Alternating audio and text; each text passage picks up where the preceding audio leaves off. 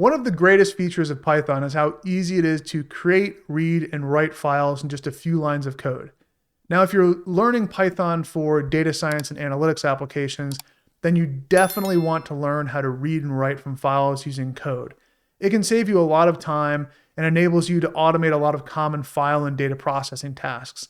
Even if you're using AI to help you do this, just knowing how this works under the hood can be really helpful to completing your tasks and debugging when you do run into problems. Now, while there are a bunch of external libraries out there that allow you to bring expanded capabilities into Python, out of the box, the Python language is equipped with the open function, which allows you to create, read, and modify files. This function accepts many parameters, most notably the file name of the file that you want to work with, the mode that you want to work with that file in. Are you reading from it or are you writing to it? And also, how is the text going to be encoded? Now, we're going to talk about that in more detail in a moment, but let's just go through a real simple example of how this works. So the first thing you want to do here is create a variable to hold your file reference. And so by convention, I'm just going to use the letter F here. And I'm going to set that equal to the open function. And I'm going to start by giving a file name here. So I'm going to actually be referencing this test.txt file. Now, whatever working directory you're currently in, meaning the folder on your computer's file system that your code file is in right now, that is where it's going to be looking for this file unless I give it a specific file path to go to. Now, in the folder that I'm working in right now, there is no file named test.txt. That text file does not exist. So what that means is I'm actually going to be creating it in code using this open function, which is pretty cool. If it doesn't exist, it'll just create it for us. The next thing I want to do is specify my mode. And so here I'm going to be writing to this file. So I'm going to say W plus. That means that I'm going to be writing to the file. And you can look up these flags. There's a bunch of different combinations. There's different modes, like there's a read mode and a pen mode, write, create. And you can go look at the documentation for what you should use when. But in general, R means read, W means write. That's going to handle most of your scenarios there. So I'm going to use W, and then I'm going to specify the encoding to be equal to UTF-8. And so we're going to talk about this in more just a second, but that's a very important thing that you want to put in there as a good convention. And then, like I said, if this file name doesn't exist, it's going to go ahead and create it when I run this command. So now what I want to do is actually write something to this text file. So I'm going to say f.write, and I'm just going to say, hello world, this is a test. And then whenever you open a file, when you're done with it, it's good practice to go ahead and close that file using the close function here, or the close method in this case, since this object has already been created. And let's go ahead and run this. Now, like I said, this file did not exist on my file system, but if I go over to the folder where I was actually working in, my working directory, and open this up in a text editor like Sublime Text, I'll see here's that file, test.txt, and here are the contents that I just wrote to it. So pretty cool that you can do that easily. Now, if we want to open up the file in our code here, we can do that. But let's talk more about this encoding. So I mentioned that you specify the mode. Are you reading or are you writing? But we also included that encoding, which is technically optional, but it's a best practice to explicitly define the encoding that you want to use. Because at the core, computers, they don't understand letters, words, or sentences. They only understand binary ones and zeros. So when you type a letter into your keyboard, the computer actually has to convert that letter into a number and store that in a file. Encoding is simply the rule book that tells the computer which number equates to which letter. Now, in the early days of computing, different companies and even different countries created their own encoding rule books. And needless to say, this created huge problems. If you remember the internet in the early days, you would often save a file on one computer and then open it on another, and you'd get this file full of gibberish and weird symbols just because there wasn't an encoding standard that everyone is following. But the tech world has come together and fixed this by creating a universal rulebook called Unicode.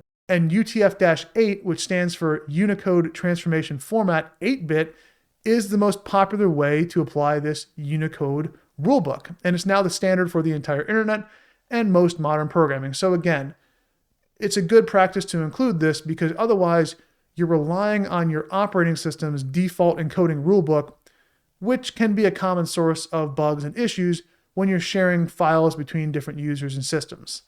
Furthermore, future versions of Python are actually transitioning to make UTF-8 the strict default for everything, so explicitly stating it in your code does actually future-proof your code down the road.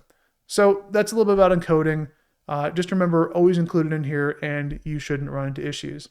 So now that we've created this file, let me show you how to open the file and actually examine its contents. Now we know what's in it, but for the sake of demonstration, let's go ahead and create another variable called f, overwriting the previous one. And then again, I'm going to reference test.txt. This time I'm going to open it in write mode, and I'm going to specify the encoding of, since I know this file is in UTF-8, I want to specify that here. And then to read data, we're going to create a variable called data, or you can call this whatever you want.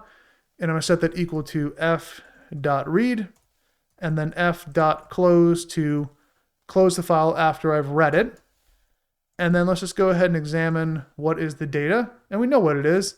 It's going to be that one sentence, hello world, this is a test. So using this scaffolding here, you can literally add anything you want to a text file, and then you can extract all of its contents using this approach right here. So again, not very difficult, super useful stuff. Now, what you're most likely, if you're working with data files, one of the most common formats you're going to run into is CSV files, comma separated value files. And so to work with CSVs, we need to import a library. So at the top of your code file, you're going to have an import statement section, and you'll just put import CSV.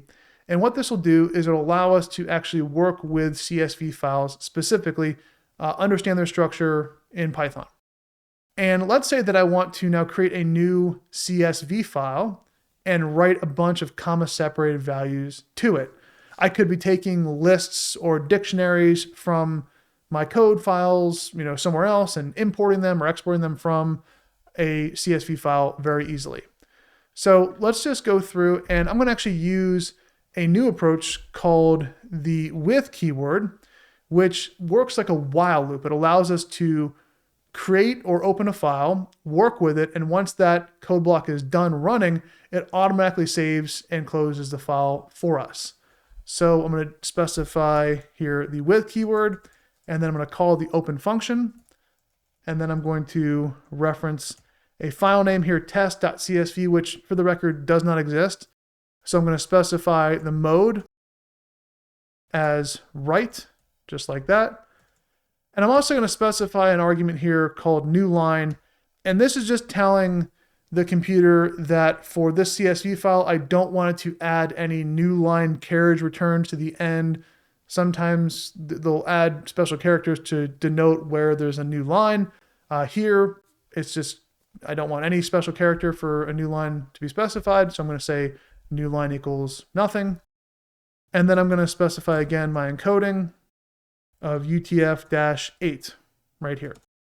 Then after all of this, I'm going to say as f, and this is related to the with keyword. So this is saying with, open this file as f, and I want to go through and do a couple of different things for me. So what we're going to do here is create what's called a writer object.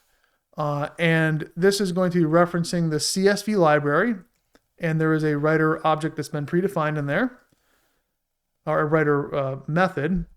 And I'm going to tell the writer method that I want to use my file, which is f, with a delimiter of a comma. And so put this inside of quotes.